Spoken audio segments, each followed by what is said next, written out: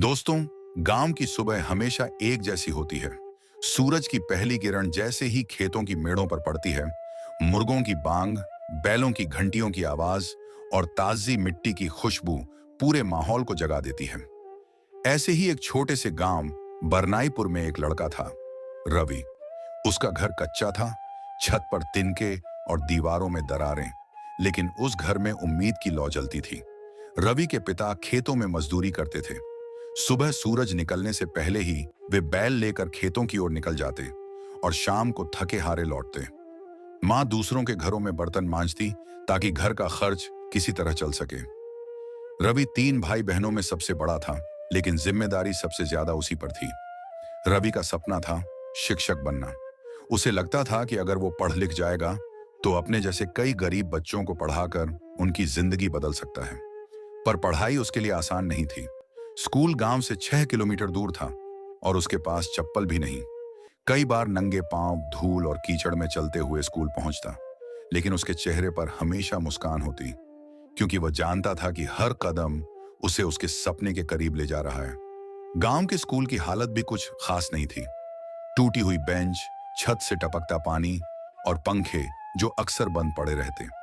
लेकिन रवि को इन सब से फर्क नहीं पड़ता था। वो मिट्टी पर बैठकर भी पढ़ लेता था। शिक्षक कहते, यह लड़का एक दिन जरूर कुछ बड़ा करेगा। घर की हालत बिगड़ती जा रही थी।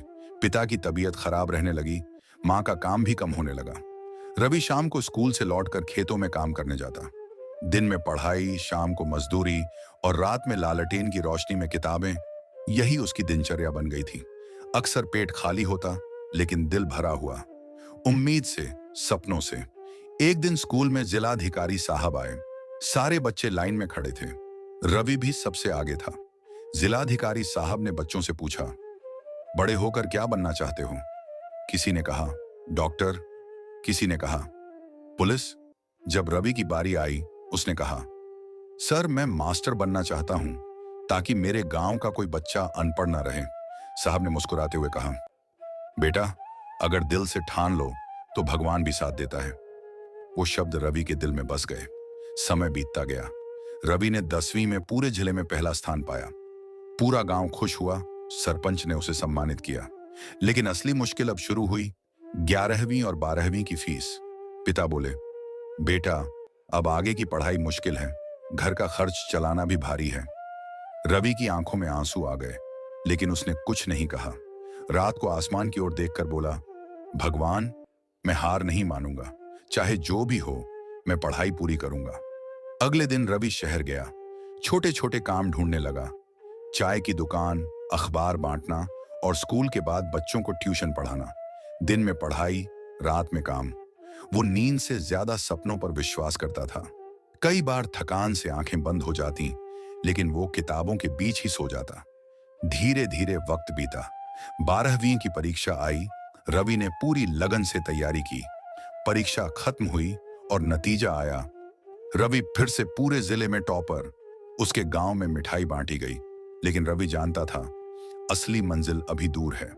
अब वो शहर के कॉलेज में एडमिशन लेना चाहता था, लेकिन फीस बहुत ज्यादा थी।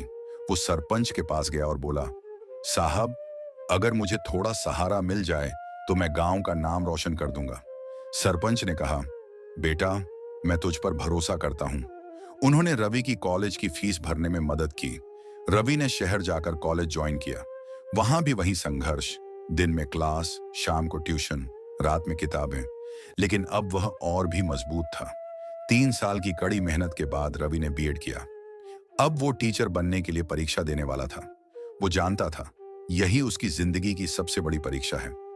माँ ने जाते वक्त कहा, बेटा, भगवान तेरा भला करे, तू मेहनत से लिखना।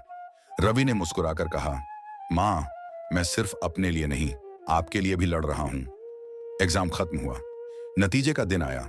रवि का नाम पहली लिस्ट में था। सरकारी शिक्षक के पद पर चयनित। वो खुशी से पागल हो गया। घर भागा, माँ के पैर छुए, पिता को गले लगाया। पिता की आंखों में आंसू थे। बेटा, आज तूने हमारी गरीबी हरा दी। माँ बोली, अब हमारे गांव के बच्चे तुझसे पढ़ेंगे। पूरा गांव उसे बधाई देने आया। सरपंच बोले, देखो, ये वही रवि है जो कभी नंगे पांव स्कूल जाता था, आज मास्टर बना है। कुछ दिनों बाद रवि ने स्कूल में पहला दिन शुरू किया। वो उसी स्कूल में पहुंचा जहां कभी खुद पढ़ता था। वही टूटी बेंच, वही मिट्टी की खुशबू। वह बच्चों को देखकर मुस्कुराया और कहा, मैं तुम्हें पढ़ाऊंगा ताकि तुम सबके सपने पूरे हों। मैं नहीं चाहता कि कोई बच्चा हालात से हार मान ले। उस दिन रवि ने ठान लिया, वो सिर्फ पढ़ाएगा नहीं, बल्कि बच्चों के सपनों की लौ भी जलाएगा और हर बच्चे से वही बात कहेगा जो उसने खुद सीखी थी।